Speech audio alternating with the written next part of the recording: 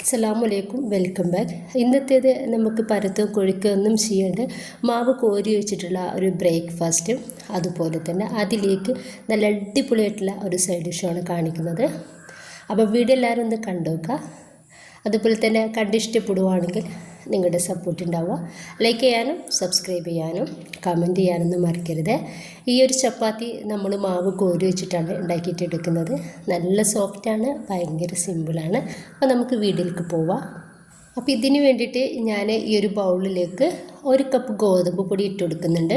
അപ്പം തന്നെ 1 കപ്പ് മൈദയും ഇട്ടെടുക്കുകയാണ്. അപ്പോൾ നിങ്ങൾക്ക് വേണമെന്നുണ്ടെങ്കിൽ 2 കപ്പും ഗോതമ്പ് പൊടി എടുക്കാവുന്നതാണ്. ഇനിയിപ്പോൾ നമുക്കിത് നന്നായിട്ട് ഒന്ന് മിക്സ് ആക്കി കൊടുക്കാം. ഇനിയിപ്പോൾ ഇതിലോട്ട് 1 ടേബിൾ സ്പൂൺ പഞ്ചസാരയും ഇതിലോട്ട് ആവശ്യത്തിനുള്ള ഉപ്പ് കൂടി നമുക്കങ്ങ് ചേർത്ത് കൊടുക്കാം. പഞ്ചസാര ചേർത്ത് കൊടുക്കുമ്പോൾ നമ്മുടെ ചപ്പാത്തിക്ക് നല്ലൊരു കളർ കിട്ടും. എന്നിട്ട് നമുക്കിതൊന്ന് മിക്സ് ആക്കി കൊടുക്കാം. ഇനിയിപ്പോൾ ഞാൻ 1 കപ്പ് വെള്ളമാണ് എടുത്തിട്ടുള്ളത്, സാധാ വെള്ളമാണ്. ആ ഒരു വെള്ളം ഞാൻ 1/4 ഭാഗത്തോളം ഇതിലേക്ക് ഒഴിച്ചു കൊടുക്കുന്നുണ്ട്.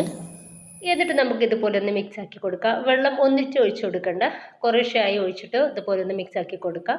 ഒന്നിച്ച് ഒഴിച്ചു കൊടുക്കുകയാണെന്നുണ്ടെങ്കിൽ ചിലപ്പോൾ കട്ടയ്ക്ക് കിട്ടാനുള്ള സാധ്യതയുണ്ട്.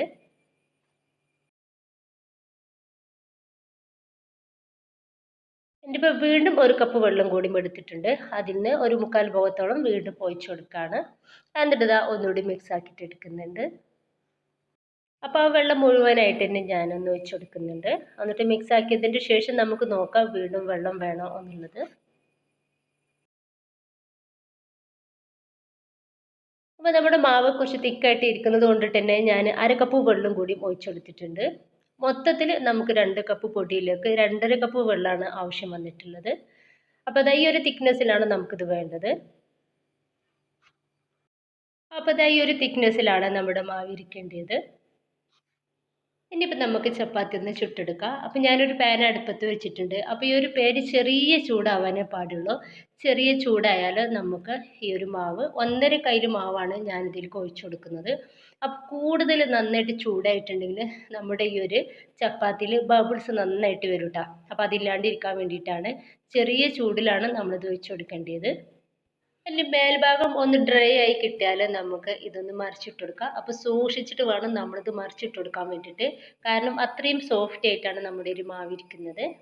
ഇനി മറിച്ചിട്ട് കൊടുത്തതിൻ്റെ ശേഷം നമുക്കിതൊരു മീഡിയം ഫ്ലെയിമിലേക്ക് മാറ്റി കൊടുക്കാം. ഒന്നുകൂടി മറിച്ചിട്ട് കൊടുത്തതിൻ്റെ ശേഷം നമുക്ക് ഹൈ ഫ്ലെയിമിലും മീഡിയം ഫ്ലെയിമിലും ഇട്ടിട്ട് ഈ ഒരു ചപ്പാത്തി ഒന്ന് റെഡിയാക്കിയിട്ടെടുക്കാം. ഇപ്പം നമ്മുടെ ചപ്പാത്തി സൈഡിൽ നിന്നൊക്കെ ചെറുതായിട്ടൊന്ന് പൊള്ളിച്ച് കിട്ടുന്നുണ്ട്. ഈ ഒരു ടൈമിൽ ഞാനിതൊന്ന് മറിച്ചിട്ട് കൊടുക്കുകയാണ്. ഇപ്പോൾ ഇതാ നമ്മുടെ ചപ്പാത്തി ഏകദേശം പൊള്ളിച്ച് വരുന്നുണ്ട്. അപ്പോൾ ഇതാ നമ്മുടെ ചപ്പാത്തി നന്നായിട്ട് തന്നെ റെഡി ആയിട്ട് കിട്ടിയിട്ടുണ്ട്. 1-2 കാര്യങ്ങൾ ഇതിൽ നമ്മൾ ശ്രദ്ധിക്കുകയാണെന്നുണ്ടെങ്കിൽ നമുക്ക് വേഗത്തിൽ ചപ്പാത്തി ഉണ്ടാക്കിയിട്ട് എടുക്കാൻ വേണ്ടിയിട്ട് പറ്റും. ഇനി നമ്മൾ ഒഴിച്ചു കൊടുക്കുന്നത് മുന്നായിട്ട് നല്ല നനഞ്ഞൊരു ക്ലോത്ത് വെച്ചിട്ട് തുടച്ചെടുത്തതിന് ശേഷം ബാക്കി ഒഴിച്ചു കൊടുക്കുക. ഇനിയിപ്പോൾ ഞാൻ ബാക്കി കൂടി ഇതുപോലെ ഒന്ന് ചെയ്തെടുക്കുകയാണ്. അപ്പോൾ ഞാൻ ബാക്കി കൂടി ഇതുപോലെ ഒന്ന് റെഡിയാക്കിയിട്ട് എടുത്തിട്ടുണ്ട്. അപ്പോൾ നമ്മുടെ ഒരു ചപ്പാത്തി നല്ല സോഫ്റ്റ് ആയിട്ടാണ് ഇരിക്കുന്നത്.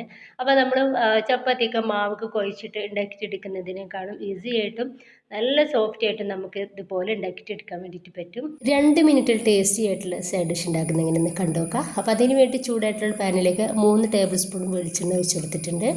ഒരു 7ഓളം ചെറിയ ഉള്ളിയാണ്, അത് ചെറുതാക്കിയിട്ട് ഒന്ന് കട്ട് ചെയ്തിട്ടുണ്ട്. അതായത് ഓരോന്നും ഒന്ന് നടുകെ കീറിയതാണ്. അപ്പോൾ അതൊന്ന് ഇതിലേക്ക് ഇട്ട് കൊടുത്തിട്ടുണ്ട്. ഇനി നമുക്ക് ഈ ചെറിയ ഉള്ളി ഒന്ന് ഫ്രൈ ആക്കിയിട്ടെടുക്കാം. കൂടുതലായിട്ട് കളറ് മാറണ്ട, ചെറുതായിട്ട് ഒന്ന് കളറ് മാറി കിട്ടിയാൽ മാത്രം മതി. ഇതിങ്ങനെ ഫ്രൈ ആക്കുന്ന സമയത്ത് നമ്മൾ ഇതിലേക്ക് കുറച്ച് ഉപ്പ് കൂടി ഇട്ട് കൊടുക്കണം. ഈ ഒരു ഉള്ളിയിൽ നമുക്ക് ഉപ്പൊന്ന് റെഡിയായിട്ട് കിട്ടാൻ വേണ്ടിയിട്ടാണ്. ഇപ്പോൾ ഇത്രയും മതി. ഈ ഒരു ടൈമിൽ ഞാനിതാ ഈ ഒരു ഉള്ളിയൊക്കെ എണ്ണയിൽ നിന്നും ഒന്ന് കോരി മാറ്റുന്നുണ്ട്. ഇപ്പം അതേ എണ്ണയിലോട്ട് തന്നെ ഞാനിതാ ഒരു 1/2 ടീസ്പൂണ് ചെറിയ ജീരകം ഇട്ടെടുത്തിട്ടുണ്ട്. ജീരകം ഒന്ന് പൊട്ടി വന്നതിന് ശേഷം ഞാനിതാ 2 സവാള, ചെറുതായിട്ടുള്ള 2 സവാളയാണ്, അത് ചെറുതാക്കിയിട്ട് കട്ടാക്കി എടുത്തിട്ടുള്ളതാണ്. അതുകൂടി ഇതിലേക്കൊന്ന് ചേർത്തെടുത്തിട്ടുണ്ട്. ഇനിയിപ്പോൾ നന്നായിട്ട് ഒന്ന് മിക്സ് ആക്കി കൊടുക്കുക. എന്നിട്ട് നമുക്ക് ഇതൊന്ന് മൂടി വെച്ച് കൊടുക്കുക. ഈ ഒരു സവാള നമുക്ക് വേഗത്തിലൊന്ന് റെഡി ആയിട്ട് കിട്ടണം. ഒപ്പം തന്നെ ഇതിലോട്ടും ആവശ്യത്തിലുള്ള ഉപ്പ് കൂടി ചേർത്ത് കൊടുക്കാൻ വേണ്ടിയിട്ട് മറക്കണ്ട. ഇനിയിപ്പോൾ അതാ ഈ ഒരു സവോള നമുക്ക് റെഡിയായിട്ട് കിട്ടിയ സമയത്ത് ഒരു 2 ചെറിയ തക്കാളി ഒന്ന് അരച്ചെടുത്തിട്ടുള്ളതാണ്, അതുകൂടി ഇതിലേക്ക് ചേർക്കുന്നുണ്ട്. ഇനിയിപ്പോൾ നമുക്ക് ഇത് നന്നായിട്ട് തന്നെ ഒന്ന് മിക്സാക്കി കൊടുക്കാം. ഇനിയിപ്പോൾ ഇതിലോട്ട് ആവശ്യത്തിലുള്ള ഉപ്പും 1 ടേബിൾ സ്പൂൺ മുളക് പൊടി, 1/2 ടീസ്പൂൺ മഞ്ഞൾപ്പൊടി, 1 ടീസ്പൂൺ ഗരം മസാല പൗഡറും 1/2 ടീസ്പൂൺ കുരുമുളക് പൊടി കൂടി ഇതിലേക്ക് ചേർത്ത് കൊടുത്തിട്ട് ഇത് നന്നായിട്ട് തന്നെ ഒന്ന് മിക്സ് ആക്കിയിട്ട് എടുക്കുക. ഈ ഒരു പൊടി കൂടെ ഒരു പച്ചമണം മാറി കിട്ടും വരെ ഒന്ന് നന്നായിട്ട് മിക്സ് ആക്കി കൊടുക്കുക.